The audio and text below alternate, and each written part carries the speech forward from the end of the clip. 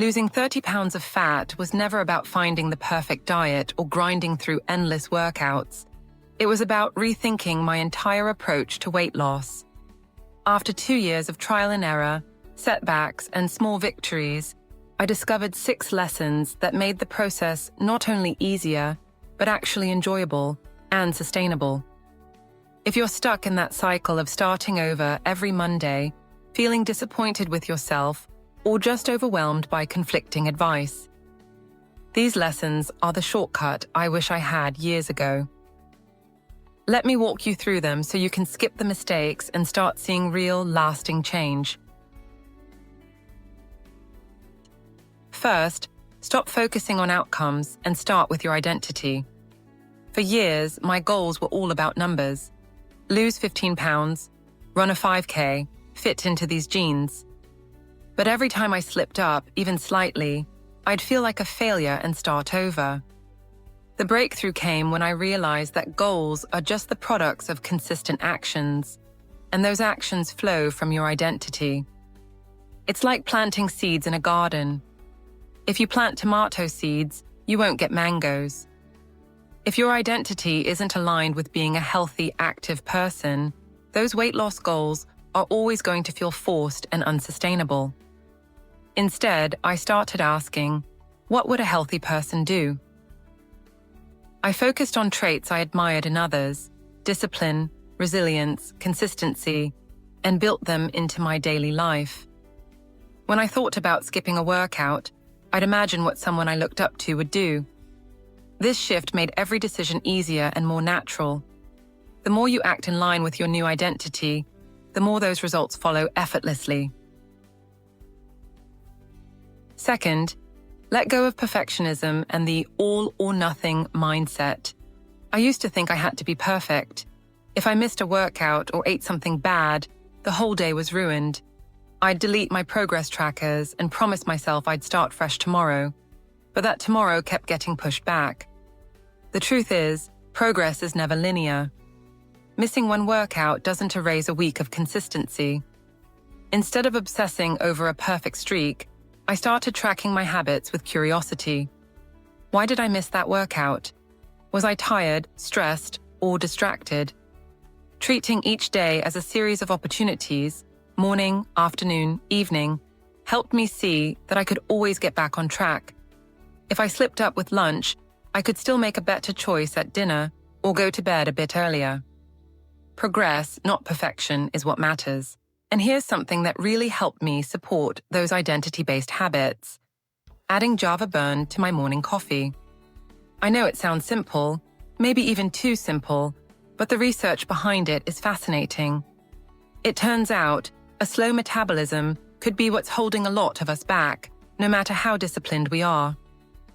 Java Burn is a tasteless, instantly dissolvable powder that works with your coffee to naturally boost metabolism. For me, it became a gentle but consistent way to support the healthy choices I was already making, without feeling like I was doing anything extra. If you're someone who already enjoys a morning cup of coffee, this might be the easiest way to nudge your metabolism in the right direction, while you work on becoming that healthier, more consistent version of yourself. Third, examine your intentions. Why do you want to lose weight? For a long time, my motivation came from a place of self-criticism.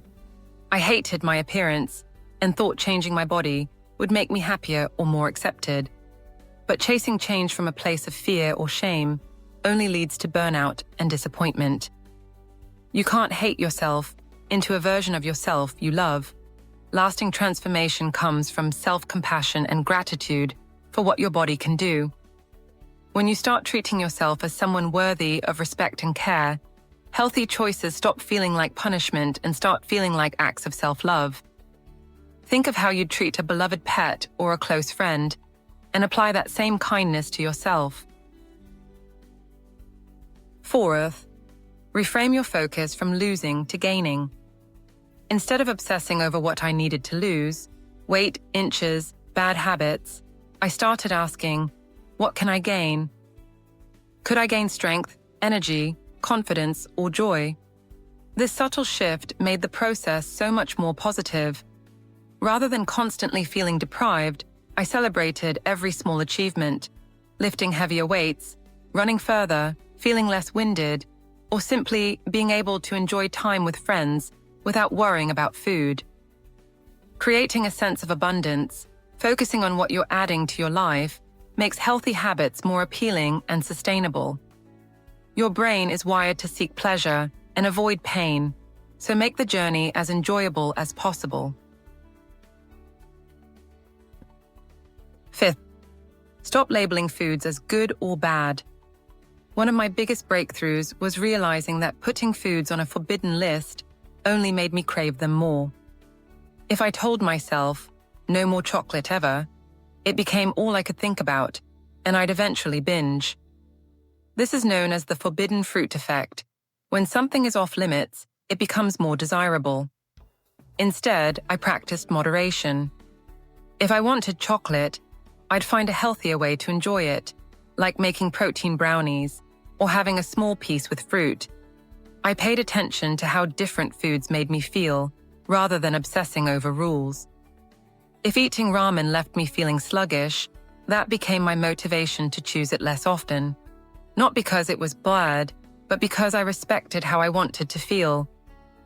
Removing the moral judgment from food helped me build a healthier, more relaxed relationship with eating, which meant fewer binges and more consistency. Sixth, be patient and set realistic expectations. The weight didn't come off overnight, and that's okay. At first, I wanted to see huge results fast, so I tried extreme diets and intense workout routines, but I couldn't sustain them, and the weight always came back. Real change takes time. It's about building habits you can maintain for life, not just for a month. Instead of aiming to lose 30 pounds in 2 months, I focused on small, manageable goals. Drinking more water, getting to the gym a few times a week, sleeping better, and cooking more meals at home. Slow, steady progress added up over time, and the habits I built became second nature. Being patient also meant forgiving myself for setbacks and not giving up when things got tough. To sum it up, losing 30 pounds was less about the specific foods I ate or the exact workouts I did, and more about the mindset shifts I made along the way. I stopped chasing quick fixes, let go of perfection, and started building an identity rooted in self-respect and care. I reframed setbacks as opportunities to learn, not reasons to quit. I treated myself with compassion, focused on what I could gain, and allowed myself to enjoy all foods in moderation. Most importantly, I was patient and persistent, knowing that change takes time. And if you're looking for something to support your journey in a simple, science-backed way, I'd definitely recommend trying Java Burn. It's backed by a 60-day money-back guarantee, so there's really nothing to lose. Just mix it with your morning coffee and let it do its thing while you stay focused on building those long-term habits. If you're on your own weight loss journey, remember, the most important transformation isn't just in your body, it's in your mind. Focus on becoming the healthiest, happiest version of yourself, and the results will follow. You're not alone in this, and if I can do it, so can you.